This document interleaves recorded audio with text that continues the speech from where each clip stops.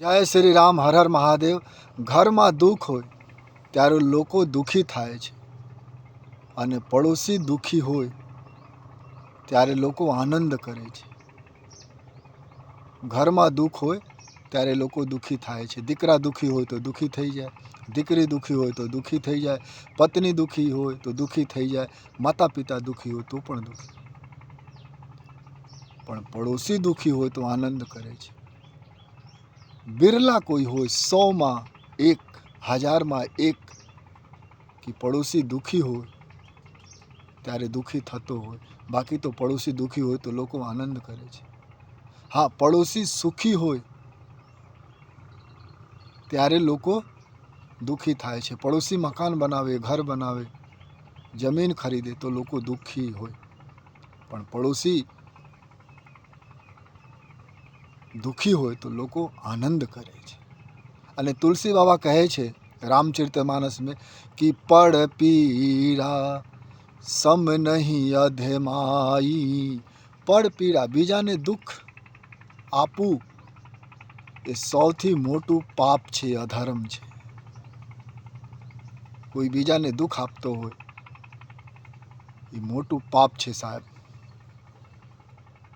ઘણા લોકો તો પૈસા કમાવા માટે બીજાને દુઃખ આપે છે. ઘણા લોકો પૈસા કમાવા માટે બીજાને દુઃખ આપે છે.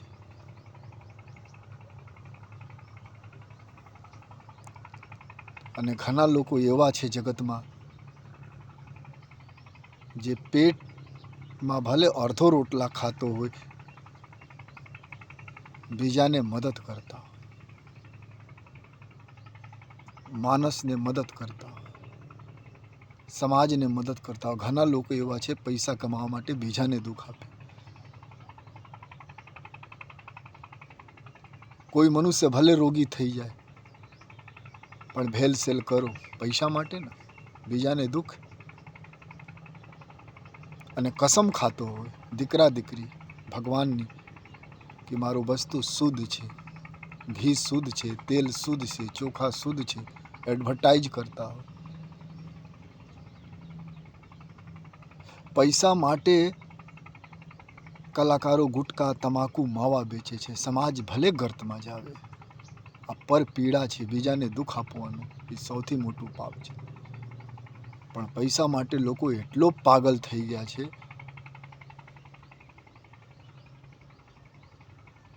કે બીજા મનુષ્ય ભલે પરેશાન થાય, દુઃખી થાય, કોઈ પરવાહ નથી. બીજા માણસો ભલે પરેશાન હોય. કારણ મેક્સિમમ પ્રજા દુનિયામાં કોઈ પણ કોનામાં રહેતો હોય, ભારતમાં નહીં પૂરી દુનિયામાં કોઈ પણ કોનામાં રહેતા હોય, ભોલા ભાલા હોય, છલ કપટ ન આવતો, પણ લોકો ફાયદા ઉઠાવે છે. પર પીડા સમ નહીં અધમાઈ. બાબાજી કહે છે પર પીડા, બીજાને દુઃખ ન આપો. ભૂખ્યા રહી જાઓ પણ કોઈને લૂંટીને તો ન ખાઓ.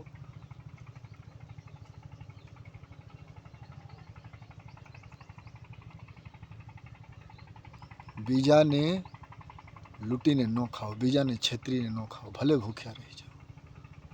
અને જગતમાં ભગવાન કોઈને ભૂખ્યા નથી રાખતો. મન પવિત્ર હોય તો જંગલમાં પણ રોટલા મળે અને ભગવાન સાથે હોય. પડ પીડા સમ નહીં અધમાઈ. બીજાને દુઃખ આપવું એ સૌથી મોટું પાપ છે. અને તમે બીજાને દુઃખ આપો તો તમારા ઘરે કોઈ દિવસ આનંદ આવે? ન આવે. આજ નહીં તો કલ. ઘણા લોકો બીજાને દુઃખ આપીને સડકમાં વધારે રેતી નાખીને, ભેલસેલ કરીને, કથા કરીને, સત્સંગ કરીને ખૂબ પૈસા ભેગા કરે છે.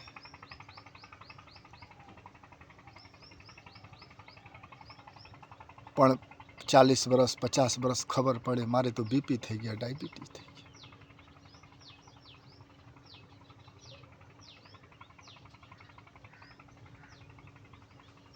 ખાવી નથી શકતા.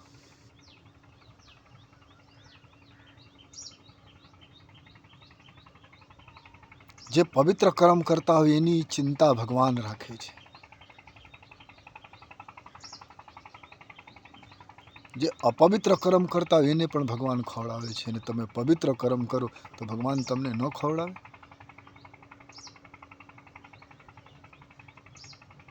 એક દિવસ એવા આવે છે, બીજાને દુઃખ આપીને તમે ગમે ભેગા કરી લો, એક દિવસ એવા આવે છે કે સમાજ થૂકે છે, સમાજ થૂ કરે છે.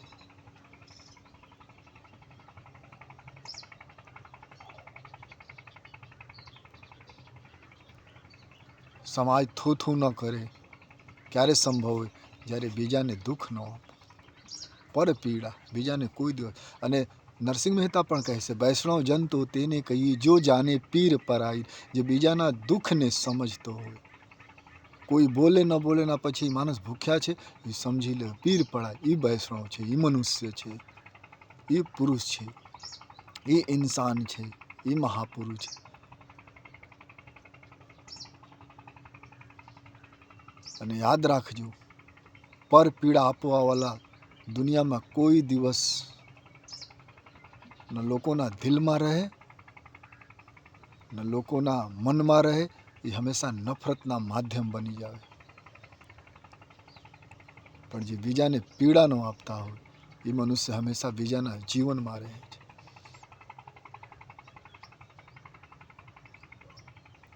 દુનિયાના કોઈ પણ ભાષામાં તમે પુસ્તક વાંચો, શાસ્ત્ર વાંચો, એક છે પર પીડા સમ નહીં અધમાઈ. કોઈ જાતિ નહીં, કોઈ ધર્મ નહીં, કોઈ પંથ નહીં, દરેક પર લાગુ પડે કે પર પીડા સમ નહીં અધમાઈ. બીજાને દુઃખ આપવું એ સૌથી મોટું પાપ છે. પણ આજકાલ લોકો આનંદિત થાય છે, બીજાને દુઃખ આપીને આનંદિત થાય છે. એ આનંદ ઘડીક છે, પણ પ્રભુ ભજન આનંદ છે એ હંમેશા રહે. કોઈના રોટલા ખાઓ તો એટલો આનંદ ન આવે, પણ રોટલા ખવડાવો તો વધારે આનંદ આવે. ટ્રાય કરીને જોવાનું.